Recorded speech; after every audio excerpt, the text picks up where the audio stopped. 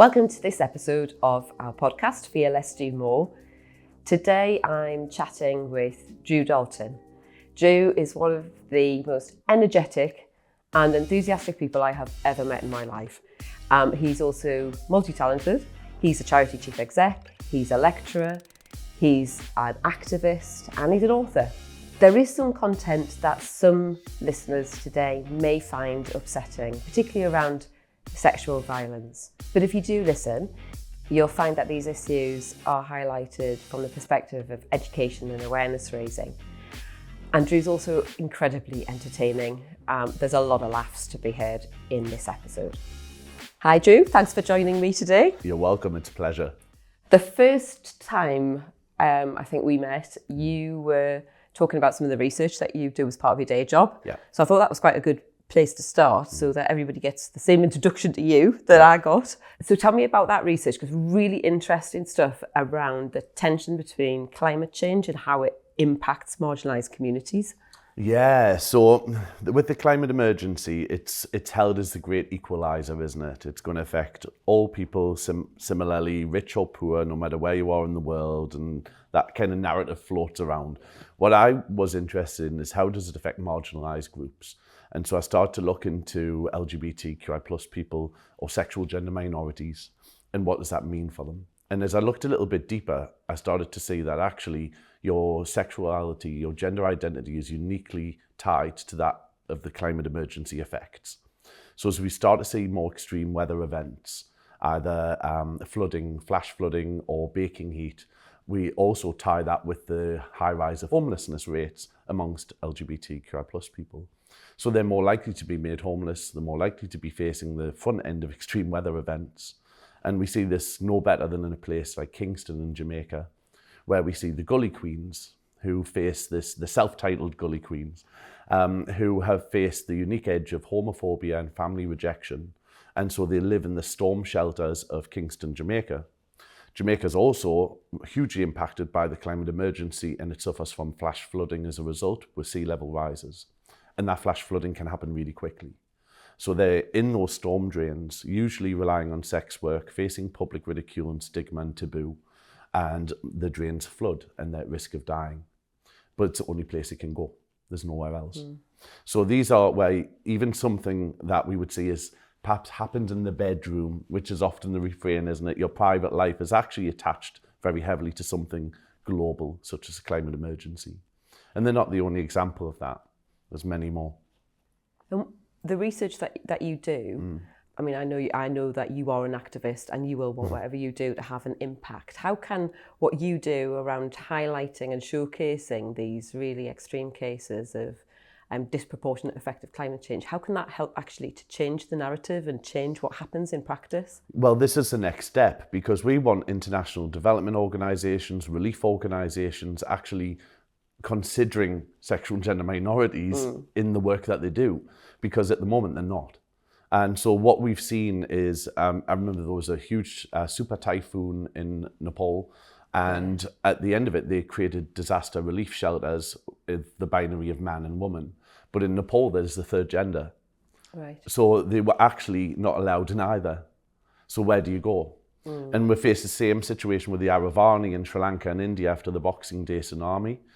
They lost their livelihood, which is makeup and dancing and all of their things swept into the sea. They also then couldn't get relief efforts in Sri Lanka or support from the government because they didn't have a registered address. So it's something as simple as that, as actually post-disaster, post-extreme weather events, that actually we don't even have that consideration that there are alternative groups out there that need a different type of support than the mainstream. So how did you get into this then? Where's that? Where does this interest come from? And what, you know? Yeah, well, I think like anybody, I was starting to get conscious of the discussions about the climate emergency, and as with my organisation ReportOUT, we were starting to look at what maybe that means for people in terms of the sustainable development goals and all of this type of thing. And so we ended up getting into the discussions about, well, how will this affect us as a community globally? And just led from there, really. And it was perhaps made a little bit more pronounced when I went to on a trip to Panama. I was doing some research out there for a book I'm writing. There is an indigenous group of people who have a third gender out there, They haven't been impacted by Spanish colonialism and kind of fixed gender ideals of machismo and femininity and things like that. They're actually quite untarnished by homophobia. Yet their islands or the little archipelago where they live is actually under threat of going underwater in the next 20 years. Right. So their entire livelihood will be lost. They'll have to go back to mainstream Panama, where they will face the effects of bi transphobia as a result. And we may lose that unique way of seeing the world and of a third gender like that as a result. So things like that really woke me to kind of, blimey, this is happening. And when you're stood in the middle of an ocean and a former island is just below your feet, so it looks like you're walking on the water, that's terrifying. And you just realize how much things are changing. So it's stuff like that really gets you thinking. Yeah. So you mentioned a few things there. Your day job, you're a lecturer and an academic. Yes. And that's at Sunderland University. Yeah, it is. Yeah. And what's your sort of main area of focus there in when you're lecturing? Is that also in LGBTQ stuff? I teach all the depressing stuff. So like, so my things are around kind of global health, poverty and development. I teach about LGBT global issues. I'm a sociologist. We're pretty depressing anyway. We have a fun default. And so in the sociology of religion and things like that, these are the type of topics I teach. Yeah. And so with that, it comes with all the kind of that very conscious social issue type of stuff. Yeah. And very human rights based. Okay. And alongside that, you mentioned ReportOUT, and that's something that you set up. Can you tell us a bit about ReportOUT and what that is and what it does? Yeah, if you've got all week. So well, let's see. Can you do it in 10 words? No. Okay, so ReportOUT was set up 5 years ago. It's our 5th birthday coming up this year. We are a global human rights organisation for sexual gender minorities, as we call it, because it's a nice umbrella term, because not everyone around the world calls himself LGBT. QI+. So we set up as an organisation. We're a registered charity here in the UK, but we're global. So we now have over 80 plus volunteers from around the world who create the work that we do, and we're entirely volunteer led. We have no paid staff. So what we do is we research human rights abuses and development needs of people on the ground. So we work with partner organisations in countries like Uganda, Belize, Mongolia, Morocco, and currently Ethiopia to find out what's happening there. And then we take that research with us and we give it to the UN. And so we work with the UN to try and tackle some of those problems about what's happening in nation states. So feeding into the Human Rights Council, feeding into the development-led initiatives, making sure that the voices are heard and elevating those voices too. So it's exciting. So, I mean, this podcast is about being fearless. Some of the people that you and the communities that you're interacting with are in very oppressive parts of the world where they aren't free to be themselves and are taking big risks in participating in that. Can you tell me about some of the people or some of the instances where you've just gone, how brave is that to do that in that circumstance? Thousands of them. And we've got a volunteer from Ghana. And Ghana is going through real hot homophobia time at the moment, where the state is actively persecuting. They're about to bring in probably one of the most stringent laws in the world, which is just hanging over people. The threat of mob violence is really common. So it might not be the state which harms you. It's more likely going to be your own community. Your landlords are kicking people out who they even perceive to be queer. So there's all these kind of issues that, deepen poverty and all that stuff. Yeah. And we've got a volunteer from Ghana who just does not care. And so they will speak and be very public and very open about what they do. And so we were putting some volunteer profiles on our website, and we asked this volunteer, do you want to be on there, obviously with the risks that were there? And they went, of course I do. Because if not, some of us aren't visible, then we'll never be heard. Yeah. And I was like, that's just phenomenal. I mean, that's a tiny drop in the ocean of what we see. Yeah. We see people in things like the Kakuma refugee camp in Kenya, which is one of Kenya's biggest refugee camps. And they held their first ever gay pride in that refugee camp. And they faced awful things like murders of their own people in that camp. It's a UN camp as well. You would expect it to be a little bit more safe. But they faced murder, they faced rape, they faced public harm, and yet they had their own pride march to celebrate that they were there. They took a photograph of that and they sent it in to us. which we made into part of an exhibition, which was really exciting to do. Yeah, I saw that exhibition. It had some brilliant examples of things, and you can look at it in lots of different levels. You can look at it as there was some beautiful photography and some beautiful illustration of celebrations of queer life across the world. But behind some of those photographs are some really deep stories. I think there was one of them that you talked about where they'd had to come out at night to take the picture. Oh, in China. Yes. Yeah. So we didn't expect this one to come, actually, because sometimes there's a great deal of leaks out of China with the LGBT movement. But we got this amazing photograph of Shanghai Pride, which now doesn't exist. It's been closed down by the government because the government in China doesn't allow NGOs to exist anymore. And so they went out very early in the morning, took a photograph of them all on bicycles with Shanghai in the background, holding a pride flag on the bicycle. And it's just a picture of joy. Yeah. But they had to do that really early before the state saw. Before they were closed down, the police intervened and so on. So there were people taking real risks to do it. And when we did this, it's called the Flag in the Map exhibition. When we did this originally, some of the images that come in, people couldn't show their faces. So we had one from Pakistan who actually painted their own image because they couldn't reveal their face. So it's a mixed up world out there. But in places where there's oppressive practice like that and state-led harm, you will also see real elements of underground movements. There's that very volunteer I talked about in Ghana actually sent photographs of going to a Vogue ball in Ghana, and which was just amazing. Yeah. So you get the rough with the smooth as well. And so it's sometimes really tempting, isn't it, to paint everyone as being oppressed. Yeah. And that, but actually there's underground stuff happening there in places like Saudi Arabia, in Pakistan, and so on, Nigeria, some of the hotspots, as it were. Yeah, so one of the things as well that I've seen that you've been involved in has been I think it's called the Amsterdam rainbow dress. And that's a very visual representation of positive change. So like you say, it's not just about everything's terrible. There are some positive things happening. Can you sort of give an overview of those who haven't seen it, of what that is and what it looks like visually and what it represents? Yeah, it's amazing. So the Amsterdam rainbow dress is a piece of living art. It's a dress made up of all the flags of the world which criminalise same-sex relationships.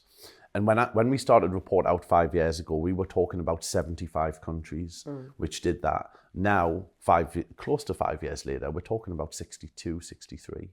So the dominoes are falling. Yeah. And that's represented in the Amsterdam rainbow dress. So every time a country decriminalises, they replace one of the flags which the dress is made up of with a pride flag. Right. And so it's an actual working, living piece of art. It's beautiful, and it's been displayed outside the Sydney Opera House. It travels around the world, and we got it in Sunderland for the launch of our LGBT rights conference, which was really exciting to see, the Amsterdam rainbow dress here in the UK. Yeah. And it was the first time it's ever been here. It's wonderful. And I think, as you said, it's not all sort of doom and gloom, but there are some pretty, you're at the cutting edge of some pretty horrendous stuff. Yeah.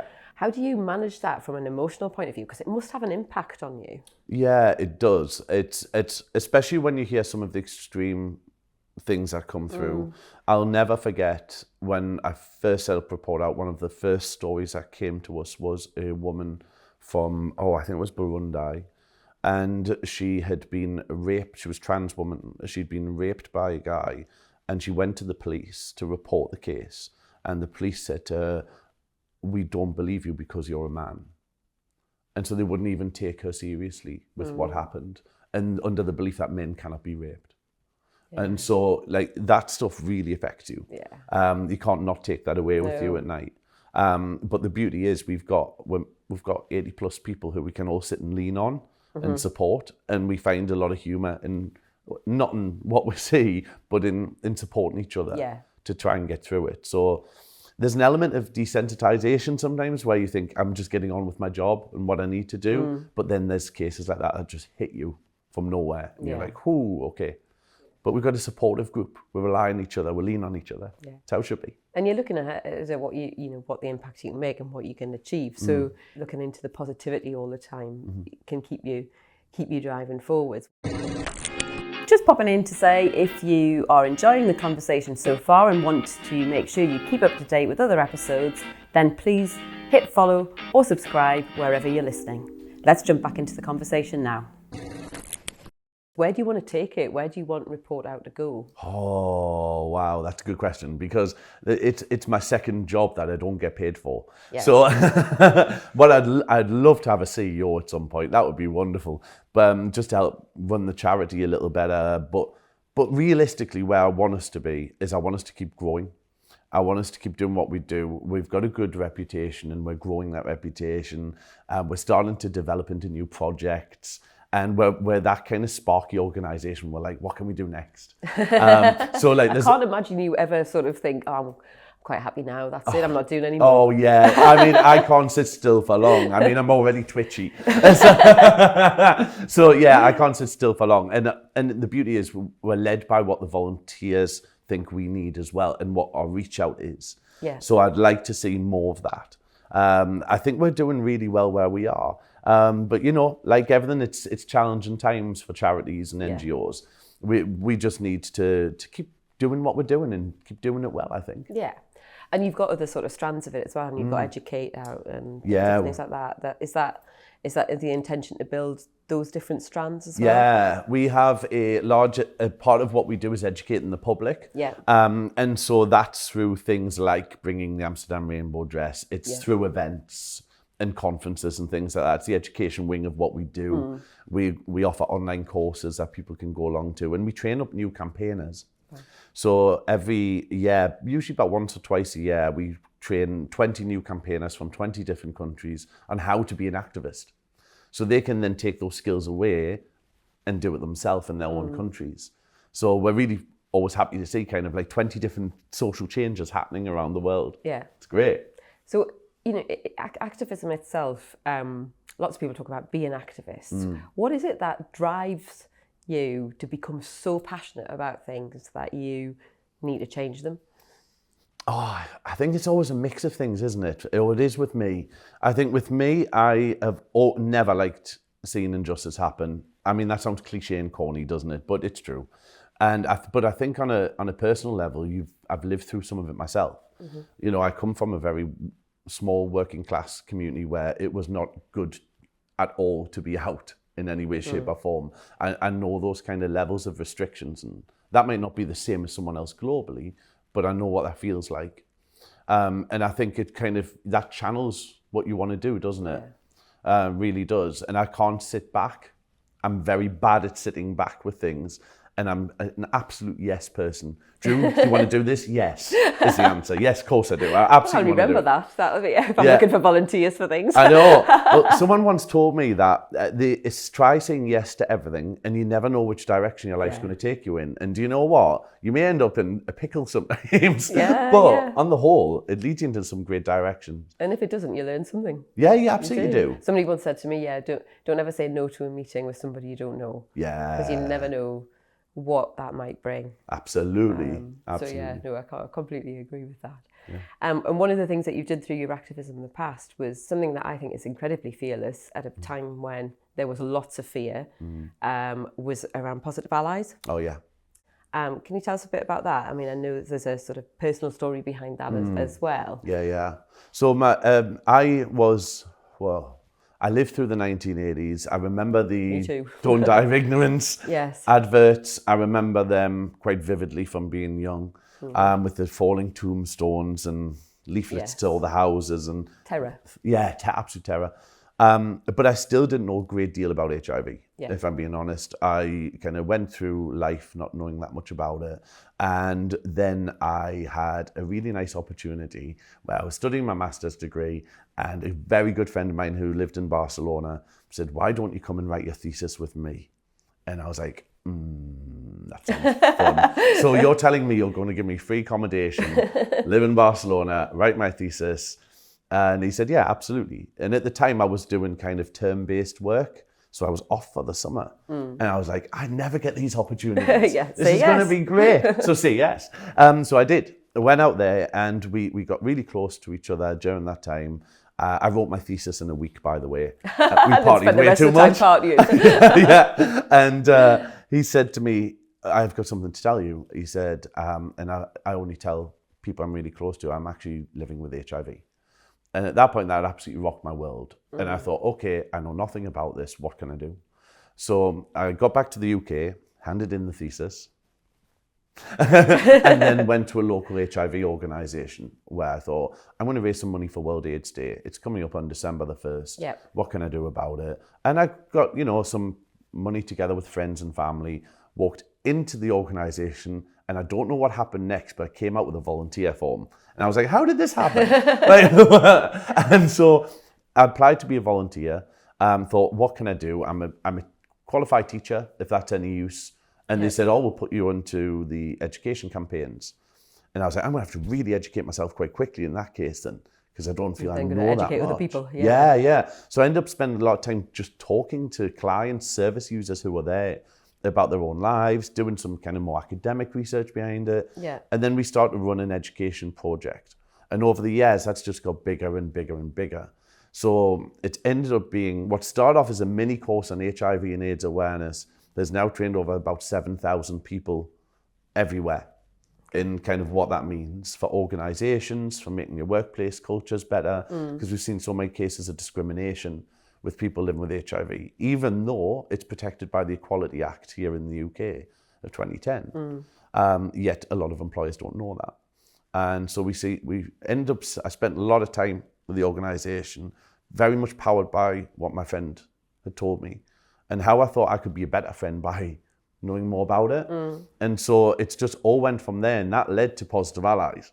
So Positive Allies was an attempt to kind of set up a first charter mark for organisations across the globe to sign up to show that they're HIV friendly to their staff and or volunteers. And what comes with that is a set of free training for your organisation. The charter mark is free because I believe equality shouldn't be paid for. And so people can sign up to that. And it's just kind of slowly but surely taken off.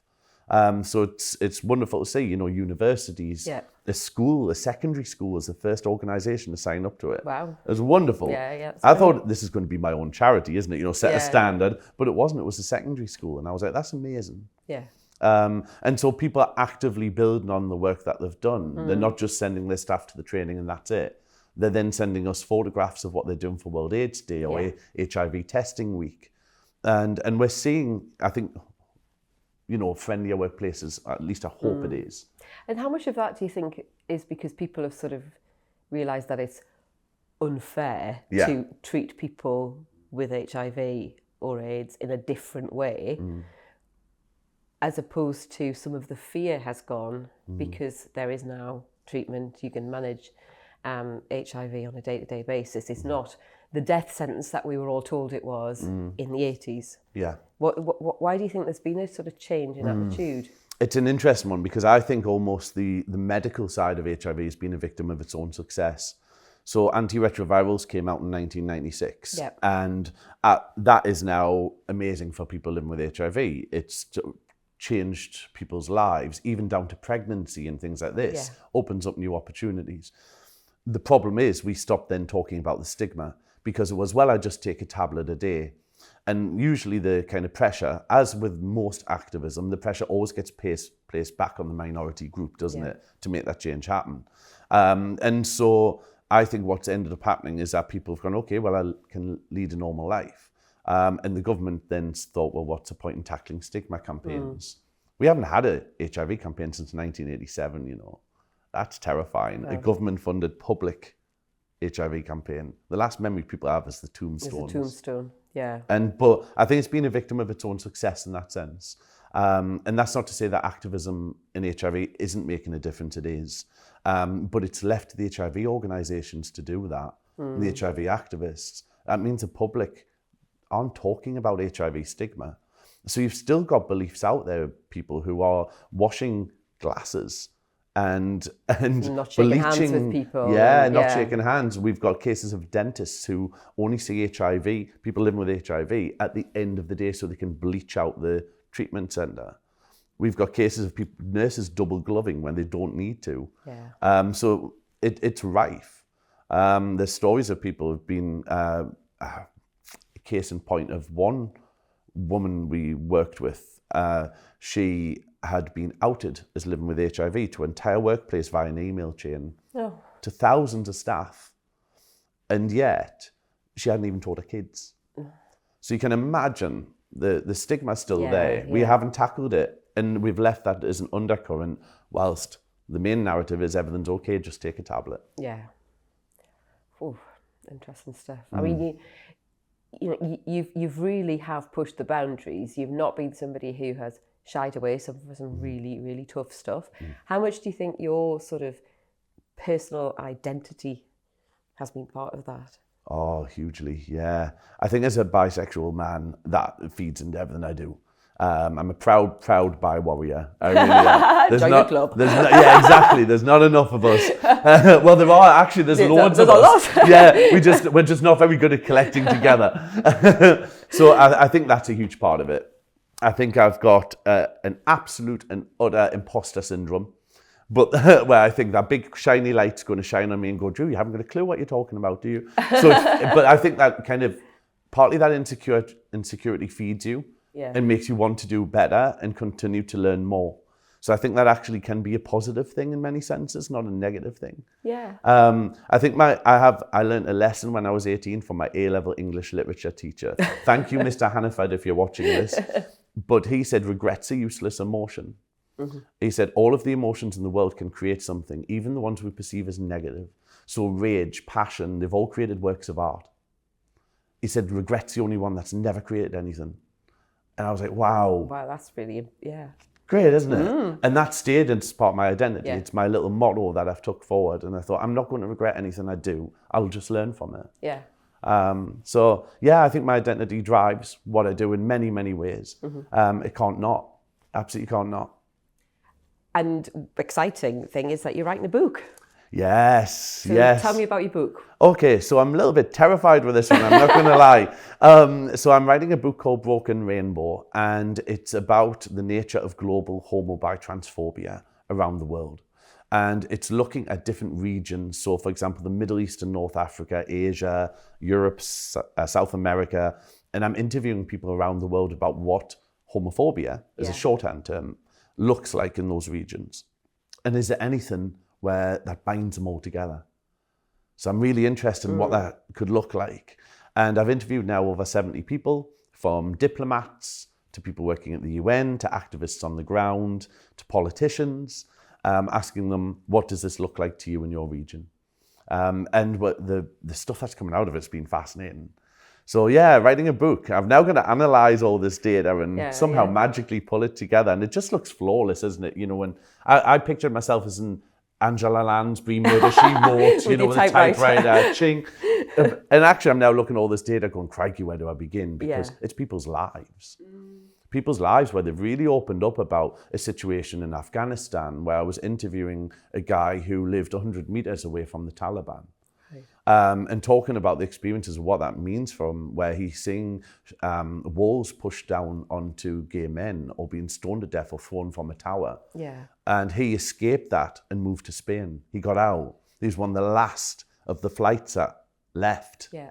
And so recounting those experiences, you've got to really deal very tactfully with people's lives, haven't you? Because that transcript isn't just information, it's somebody's lived experience, and you've got to treat that with care.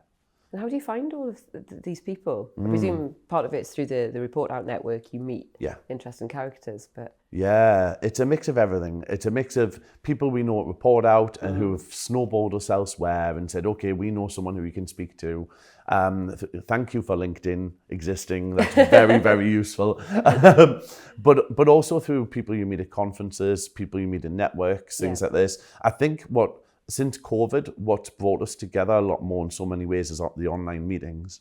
I remember the days, I'm showing my age here, but I remember the days when you went to the conference room and it was this nebulous style room with a camera in the middle, wasn't it? It certainly was in my day. Now it's on your phone and on your laptop. And I think in many ways that's been a good thing. It certainly helped us as ReportOUT reach out to more people.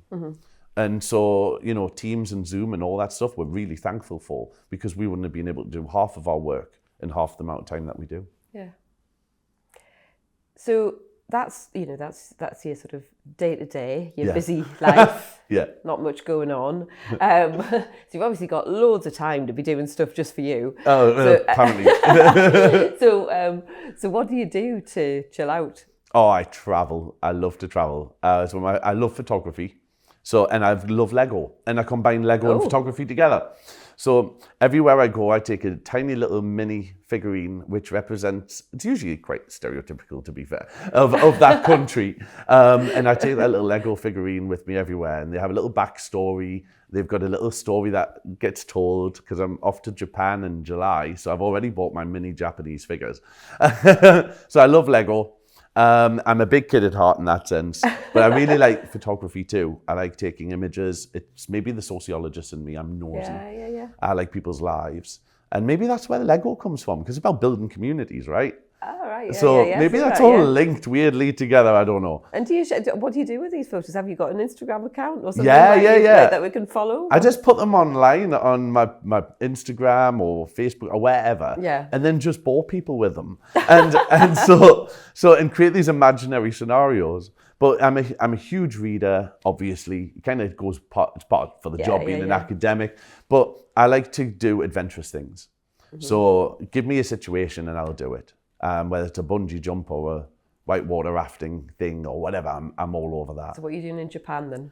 Oh, right, okay. So well, first of all, I've got to go to Nintendo Land because they've opened a Nintendo theme Look at the park. excitement on your face. I'm like bouncing on my seat. So I've got to go to Nintendo Land. I want to see the geishas. I really want to see the geishas. That's a big thing for me. I want to see traditional Japan. Yeah. So I want to see that side of it, beneath the metropolis, as it were. I want to see some of the older buildings, the shrines, the temples, because I love all that stuff. Yeah. So that's a big tick for me. And I want to see Hiroshima. So I'm really interested in, because that's a site, isn't it, in many sense that represents so many things. Yeah. From the horrors of what humans can do to each other, to the space that in itself is in many ways quite sacred because it is a grave. Yeah. In some parts as well, where there's nothing left but shadows of people on the walls. So I'm really interested in seeing that kind of level of stuff because I love history. I'm really interested in it. So I'm one of those kind of people that do a bit of everything. You're quite a spiritual person as well, aren't you? I am, yeah. And did you used to be part of the Hare Krishna movement at one point? No, I was Buddhist. You were Buddhist. Yeah. Yeah, so been a Buddhist for many, many years. I'm not a particularly good one, but I don't know what a good one is. But in that sense, but I followed Buddhism for many years before it was popular, can I just say? Right, it's not just a trendy. Before yoga became a lifestyle thing in the 90s. It was something that I got really interested in. I studied it and I spent some time in a monastery. Got really involved with Buddhism for a long time. What is it that appeals to you about Buddhism? It links back to that regrets a useless emotion thing, in that Buddhism believes that nothing lasts forever and that everything is in a permanent state of change and flux. Right. And so it kind of follows that same idea behind it. Yeah. That actually when you're living through those hard times, we look back years later and go, why did I worry about that?